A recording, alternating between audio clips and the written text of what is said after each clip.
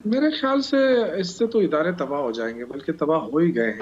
जितना मुतनाज़ा इन्होंने अदलिया को बना दिया है, पाकिस्तान की हिस्ट्री में इतना मुतनाज़ा अदलिया आज तक मैंने नहीं देखा है, नीचे से लेके ऊपर तक। और ये मेरे ख्याल से ये जो इदारे की तबाही 2018 की के बाद बात भी तो होती है ना, मुतनाज़े थी जब ये बड़े नहीं, केसेस ये में तो रिलीफ बहुत और ही देखें, कभी भी इस तरह नहीं हुआ कि घरों के ऊपर छापे मारे और अदलिया खामोश रहे। इसी तरह वायलेशन हो ह्यूमन राइट्स की, अदलिया खामोश रहे। ये जो कुछ होता रहा है और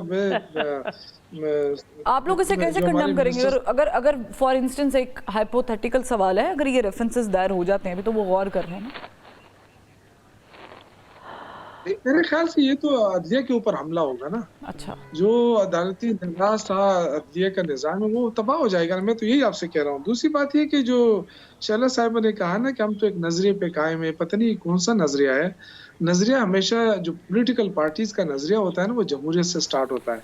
अब मैं इनसे एक सवाल पूछता हूँ कि क्या मुस्लिम लीग नून को अवाम ने वोट दिया है?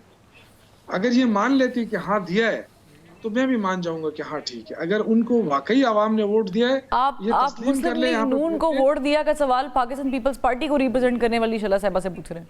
नहीं नहीं, मैं भी पूछना चाहती हूँ कि मौलाना फजलुर रहमान कह रहे हैं कि केपी में ये फॉर्म 47 है, तो क्या वो सही है या ये सही है? देखिए, अच्छा। नहीं देखिए, मेरी बात सुने ना।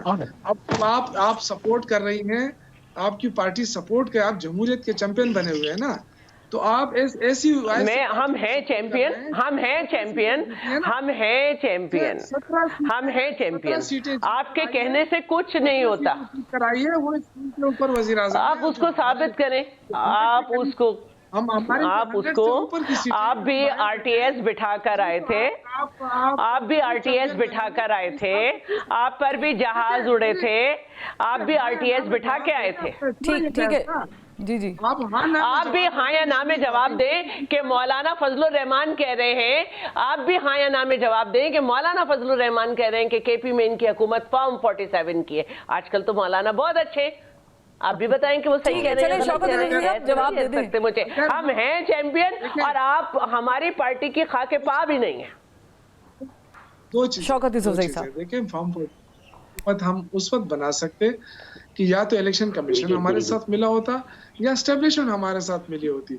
हमसे तो जालिमों आप लोगों ने निशान भी छीना, हमें कैंपेन भी नहीं करने दी, उसके बावजूद भी आप लोगों का सफाया आपकी अपनी वजह से। तो आप क्या समझते हैं? आपकी जमहूरी पार्टी तो हमारा तो नहीं हुआ, हम तो अपनी जगह हैं, पहले से ज्यादा वोट लिए। आप तो सिर्फ आप यही खेलते रहे, जमहूरियत खेलते। चले अब मैं एक छोटा सा सवाल, आप हमें कुछ भी कहें, आप हमें कुछ भी कहें, आप हमें कुछ भी कहें, कहते रहे।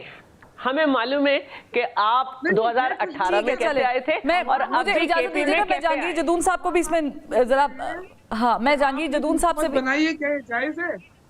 चले, ये जायज है या ये नाजायज है? ये वैसे दोनों ही लफ्ज जो है वो बड़े मुज़ाहिका खेज है। जहांगीर नहीं, तो हमने तो आपसे कहा था आप आ जाएं, हमने तो आपसे कहा था आप हुकूमत बनाएं, हम कैबिनेट का हिस्सा नहीं बनेंगे। आप क्यों नहीं आए?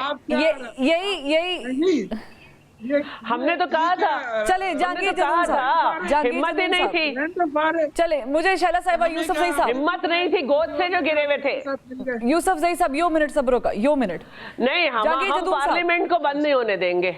जी ठीक है। जहांगीर जदून साहब, मुझे बताएं कि ये फॉर्म 47 है, 45 है, आरटीएस बैठ गया है, इसमें पता है मुमासलत क्या है कि 2018 के इलेक्शन भी 3 दिन बाद आए थे और 2024 के इलेक्शन भी 3 दिन बाद आया है। But on a very serious note, मुझे बताएं कि जो ग्रैंड ऑपोजिशन अलायंस है, इसका कोई हल नजर आ रहा है आपको कि गवर्नमेंट शायद हिल जाए, शेक हो जाए, या मुज़ाकरात दोबारा से उनका बाब खुल जाए? क्या होगा क्या इनका? ये देखें, अब मुज़ाकरात आखिर हाल तो मुज़ाकरात ही होंगे ना, लेकिन अब मुज़ाकरात जो लोग कर रहे हैं, क्या उनके पास वो पावर है मुज़ाकरात करने की, या उनको किस एंड तक पहुंचाएंगे, ये असल में इशू है। तो इसमें जब तक दोनों पार्टियां एग्री नहीं होती, इस वक्त तक जो है वो नहीं हो सकता इस तरह। अच्छा, नहीं हो सकता, लेकिन वो तो कहते हैं कि जी असल स्टेक होल्डर इस्टेब्लिशमेंट है, जो मौजूदा गवर्नमेंट है उसको इस्टेब्लिशमेंट की सपोर्ट है, और जो अपोजिशन में वो कह रहे हैं कि उनको सपोर्ट क्यों है। तो मेन जो की प्लेयर है वो तो इस्टेब्लिशमेंट है ना? नहीं, वो बिल्कुल एस्टेब्लिशमेंट का तो रोल है, इसमें तो कोई शक नहीं है। कौन कहता है कि एस्टेब्लिशमेंट का रोल नहीं है? एस्टेब्लिशमेंट देखें ना, जब भी किसी पॉलिटिकल लीडर को जेल के अंदर पहुंचाना होता है तो वो एस्टेब्लिशमेंट के बगैर नहीं पहुंच सकता। वो एस्टेब्लिशमेंट का तो रोल है डेफिनेटली। तो फिर ये जो एस्टेब्लिशमेंट के रोल के बगैर तो ना मुज़ाकरात हो सकते हैं, ना पार्टियां आपस में जो है वो आगे प्रोसीड कर सकती हैं, क्योंकि गवर्नमेंट जो है ना, देखें गवर्नमेंट को एस्टेब्लिशमेंट वैसे भी जो होती है गवर्नमेंट के साथ ही मिलकर काम कर रही होती है। लेकिन ये कोई नई कहानी नहीं है जहांगीर जदून साहब। अमेरिका में भी जब ट्रम्प साहब, आपको याद होगा 2016 के बाद जब वो दोबारा इलेक्शन के लिए सदारती खड़े हुए थे, जो बाइडन जीत गए थे, तब उन्होंने भी इल्ज़ाम लगाया था कि जो डीप स्टेट है, जो इस्टेब्लिशमेंट है, उन्होंने जिताने दी। तो इस्टेब्लिशमेंट हर मुल्क में काम करती है, आपने दुरुस्त फरमाया, हुकूमत के साथ ही काम करती है।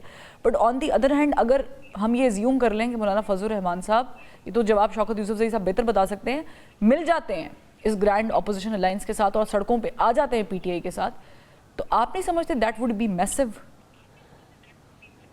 आप ये तो देखें ना, उनका राइट बनता है कि वो क्या अलायंस बनाते हैं, किस तरह अपना बयानिया बनाते हैं। ये तो हर पॉलिटिकल पार्टी का राइट है, वो पोजीशन में होती है। डेफिनेटली वो देखें ना, पाकिस्तान के अंदर बहुत तारीखें बनी हैं, MRD बनी, फिर PNP, वो बहुत सारी PNA तारीख बनी, तो तारीखें बनती रहती हैं। इसमें तो कोई शक नहीं है कि वो जो अलायंस बनाना चाहते हैं बना सकते हैं, उनका राइट है। तो with in the constitution, with in the law जो है वो अपना राइट एक्सरसाइज कर सकते हैं। जो उनके मुतालबात हैं वो गवर्नमेंट के सामने भी रख सकते हैं, वो बाकी जो कुव्वतें हैं उनको भी बावर करा सकते हैं कि ये मामले पाकिस्तान के अंदर अब इस तरह मुल्क जो है चल सकता है, नहीं चल सकता।